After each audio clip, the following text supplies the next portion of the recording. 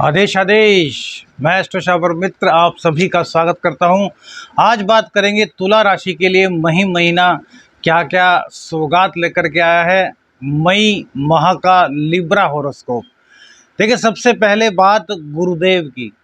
गुरुदेव ने जो राशि परिवर्तन 1 तारीख में किया है वो भैया आपके लिए शुभ होने वाला है। अब अष्टम में गुरुदेव का जाना वैसे तो अच्छा नहीं कहा जाएगा, लेकिन कुछ चीजें हैं जो आपको बढ़िया रहेंगी। गुरुदेव अष्टम में बैठ कर के आपके धन की हानि नहीं होने देंगे। जो संचय है, जो संचित धन है, उसका अपव्यय होने से गुरुदेव मई माह में बचाने वाले हैं। तो सबसे पहला पॉजिटिव पॉइंट तो यही हुआ। दूसरी बात, ये प्राक्रमेश हैं आपके और उसी के साथ साथ खष्टेश है। तो प्राक्रमेश और खष्टेश जब अष्टम स्थान में जाकर के बैठेंगे तो गुप्त ज्ञान को प्राप्त करने में आपकी रुचि बढ़ेगी। कोई ऐसी विद्या आप सीख सकते हैं जो दूसरों का लाभ आप कर सके। किसी न किसी तरह के इस फील्ड में आप जा सकते हैं। वहीं रिसर्च फील्ड में भी ये आपको काफ़ी आगे ले जाने वाले होंगे, क्योंकि गुरु का काम है ज्ञान देना। तो आपके जीवन का असली अस्तित्व क्या है, जीवन जीने के मायने क्या हैं, यह गुरुदेव आपको बताएंगे। अब इनकी जो दृष्टि है वो पड़ेगी भैया कन्या राशि पर, या अर्थात 12वें भाव में। तो 12वें भाव में जब ये बुध की राशि को देखेंगे तो भैया कहीं ना कहीं आपके लिए विदेश के रास्ते खोल सकते हैं। विदेश में नौकरी, विदेश में शिक्षा, विदेश में व्यापार, इस तरह का कोई प्रोजेक्ट आपके सामने गुरुदेव की कृपा से आ सकता है। इसके बाद जो इनकी दृष्टि पड़ती है भैया, वो पड़ती है सीधी धन भाव पर। तो कुटुंबी जन आपकी भाषा, आपके ज्ञान, आपके पराक्रम की प्रशंसा करेंगे। अर्थात उनको लगेगा या उनको यह फील हो जाएगा कि वास्तव में आप ज्ञानी हैं, आपके पास अनुभव की कमी नहीं है, और यदि कभी उनको ज़रूरत पड़ती है तो वो आपसे सलाह लेकर के अपने जीवन को सकारात्मक रूप में आगे बढ़ा सकते हैं। वहीं धन, तो धन की कहीं ना कहीं ये अभिवृद्धि आपकी कुंडली में कर रहे हैं। हालांकि मई महीने में जो धन भाव के स्वामी हैं वो 6ठे स्थान में रहेंगे, लेकिन मंगल देव 6ठे स्थान में कारकत्व की स्थिति में होते हैं। इसलिए कहेंगे कि मई माह में आपके पास धन आएगा, धन आने से नहीं रुकेगा, व्यापार आपका बढ़ेगा। साझेदारी में कुछ दिक्कत आपको होगी, लेकिन बावजूद इसके धन आगमन की स्थिति मई माह में नहीं रुकेगी। अब इनकी दृष्टि, 9वीं दृष्टि सीधी पड़ेगी भैया चतुर्थ भाव पर।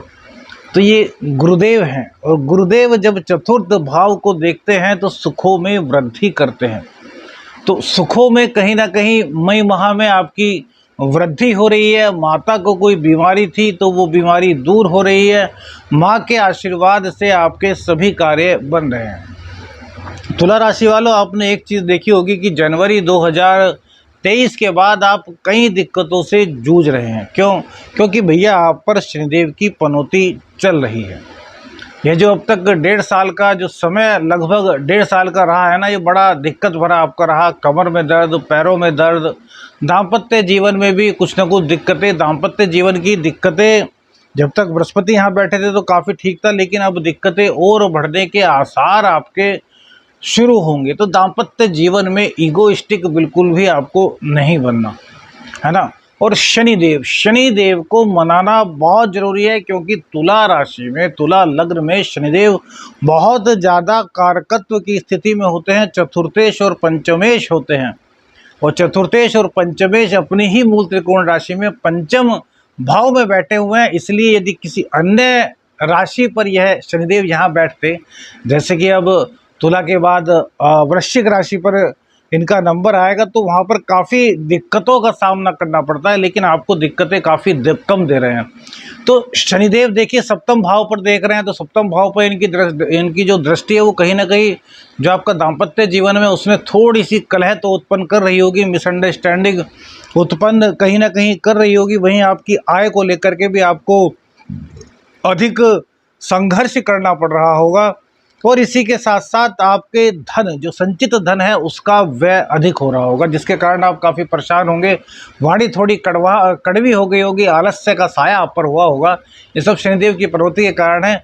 तो इसका भी एक बहुत अच्छा उपाय आपको बताते हैं। देखिए, विशेष उपाय तो एक अलग चीज़ होती है, जब कुंडली विश्लेषण किसी की करते हैं तो उनको बताए जाते हैं, लेकिन सभी तुला राशि वालों के लिए एक उपाय करना बहुत ज़्यादा जरूरी है कि उनको खड़ाऊँ पहननी चाहिए रोज़ाना। यदि वो खड़ाऊँ रोज़ाना पहनते हैं, लकड़ी की जो चप्पल होती है वो पहनते हैं, तो आपके जीवन में काफ़ी खुशहाली आएगी, काफ़ी लाभ आपके जीवन में आएगा और आप अपने जीवन में प्रगति करेंगे और शनि की पनौती से आपको काफ़ी हद तक मुक्ति मिलेगी। शनि देव और अच्छे काम करें, शनि देव की वजह से आपके जीवन में कोई संकट आए ही ना, इसलिए आपको क्या करना है। देखिए, यहाँ पर ये आपको पैसा तो दे रहे हैं, सुख भी आपको दे रहे हैं। जिन जिन क्षेत्रों में हमने बताया वहाँ से कहीं ना कहीं आपका विच्छेद करा रहे हैं। शनिदेव जहाँ बैठते हैं उस भाव को बढ़ाते हैं, तो हम शिक्षा में कोई कमी नहीं मानते, हम प्रेम संबंधों में थोड़ी बहुत दिक्कत मानते हैं, लेकिन वो भी ज़्यादा बड़ी दिक्कत नहीं। लेकिन यदि कुछ दिक्कत हो रही है तो सुंदरकांड का पाठ प्रत्येक मंगलवार और शनिवार आपको करना चाहिए। इससे आपको काफ़ी लाभ होगा, लाभ की स्थिति आपकी काफ़ी बढ़ जाएगी। अब भैया आपकी बात करते हैं धनेश की और सप्तमेश की, क्योंकि दाम्पत्य जीवन बहुत ज़्यादा जरूरी होता है, दैनिक व्यापार बहुत ज़्यादा जरूरी होता है, दैनिक आमदनी बहुत ज़्यादा जरूरी होती है। तो भैया यहाँ के जो कारक है वो है मंगल देव। मंगल देव का छठे स्थान में बैठना वैसे तो सही नहीं कहा जा सकता, लेकिन चूंकि मंगल देव छठे स्थान में कारकत्व की भूमिका में होते हैं, इसलिए यह मई माह में आपके लिए लाभकारी ही रहने वाले हैं। सबसे पहले तो रोग रिपु ऋण को ये आपके समाप्त करेंगे, ठीक है। रोग रिपु ऋण जब समाप्त होंगे तो आपको शांति मिलेगी, क्योंकि आपके जो गुरुदेव हैं वो भी अष्टम में चले गए हैं, तो ज्ञान की अभिवृद्धि आपके पास होगी। लेकिन देखिए, मंगल देव और राहु की संयुक्त दृष्टि आपके भाग्य भाव पर पड़ रही है, तो आपको गलत रास्ता दिखाने वाले लोग मिल सकते हैं। तो आपको इस तरह के रास्ते पर नहीं चलना, सकारात्मक रास्ते पर ही चलना है।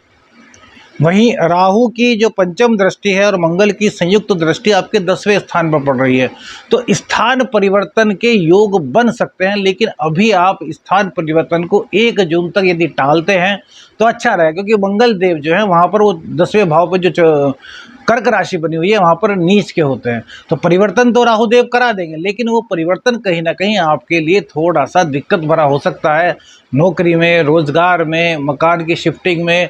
तो इसमें 1 जून तक आप रुक जाइए। 1 जून के बाद यदि आप परिवर्तन करते हैं, प्रमोशन लेते हैं, तो वह आपके लिए बड़ा ही उचित होने वाला है।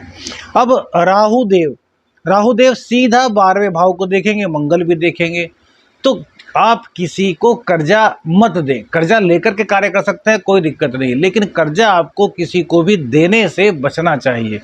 और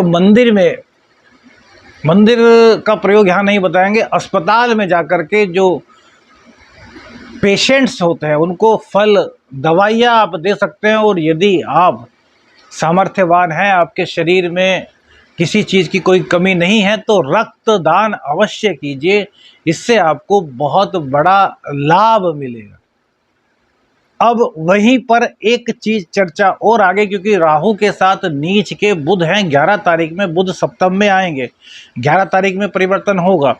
तो जो बुध देवता है, बुध देवता आपकी कुंडली में भाग्येश हैं भैया, और भाग्येश और द्वादशेश, तो भाग्येश और द्वादशेश जब तक यानी कि 11 मई तक नीच राशि में है, अष्टम स्थान में है, तो धार्मिकता से जुड़े रहिए, कुतर्क करने में मत पड़िए, क्योंकि आप कहीं भी किसी से कुतर्क कर सकते हैं, क्योंकि बुद्धि का सदुपयोग इस वक्त आप चाह कर के भी नहीं कर पाएंगे, कुछ ना कुछ मुंह से निकल जाएगा। तो उन तर्कों कुतर्कों की दुनिया से बाहर निकलते हुए अपना काम करते रहिए। और विदेश का भी कोई काम करना है तो वो 11 मई के बाद आप करते हैं, तो गुरुदेव और बुध की पूर्ण कृपा आपको मिलेगी, भाग्य का साथ मिलेगा। गणेश भगवान को प्रत्येक बुधवार को 4 मोदक बूंदी के लड्डू का आप भोग लगाते हैं तो आपके लिए परम कल्याणकारी रहेगा। अब बात करते हैं भैया सूर्य देव की। सूर्य और शुक्र सप्तम भाव में पड़े हुए हैं, सूर्य उच्च के हैं। और यदि बात की जाए तो आपके एकादशेष होते हैं, तो एकादशेष के स्वामी सूर्य देव का सप्तम भाव में बैठना बहुत गजब है भैया। इनकम में कहीं किसी तरह की कोई दिक्कत नहीं आने वाली। 15 मई तक खूब पैसा आपके पास आएगा। 15 मई के बाद आपको थोड़ा सा सावधान रहना है, क्योंकि वहाँ पर आपके कार्यों में विलंब होंगे, कहीं ना कहीं आपका पैसा अटक सकता है। तो 15 मई से 15 जून तक आपको जो भी कार्य करना है बहुत सोच समझ करके करना है, लेकिन 15 मई तक पैसा आने में आपको कहीं कोई दिक्कत का सामना नहीं करना पड़ेगा। हालांकि 15 मई के बाद भी सूर्य और गुरु की युति होगी तो ये अच्छा रहेगा, लेकिन फिर भी कामों में कहीं ना कहीं विलंब की संभावना बनेगी। 15 मई तक दाम्पत्य जीवन में अपना पूरा का पूरा आपको सावधान रहना है, क्योंकि यहाँ पर कुछ ना कुछ दिक्कतें बढ़ती हुई दिखाई देती हैं। ईगोइस्टिक, एक्स्ट्रा मैरिटल अफेयर्स, इस तरह की चीज़ें आपके साथ हो सकती हैं, तो इनसे बच करके रहिए। और तुला लग्न है, तुला लग्न में शुक्र देव आपके लग्नेश होते हैं और आपके अष्टमेश होते हैं। लग्नेश और अष्टमेश सप्तम स्थान में बैठे हैं, यह तो बहुत अच्छा है, लेकिन सूर्य के साथ हैं। शुक्रदेव की जो युति है वो 20 मई को चेंज होगी। तो 20 मई के बाद जब शुक्रदेव अष्टम में आएंगे, यानी कि गुरु, सूर्य और शुक्र जब आएंगे, तो आपका कोई पुराना अनैतिक संबंध उजागर हो सकता है। बहुत सावधान रहिए इस तरह के पचराड़े में। अभी से योग चल रहे हैं, बिल्कुल मत पड़िएगा, वरना आगे जा कर के आपको भैया बहुत दिक्कतों का सामना करना पड़ेगा। वीडियो अच्छी लगी तो लाइक शेयर जरूर कीजिएगा, और चैनल पर नए हैं तो सब्सक्राइब कीजिएगा। आदेश शालाख नरेंद्र।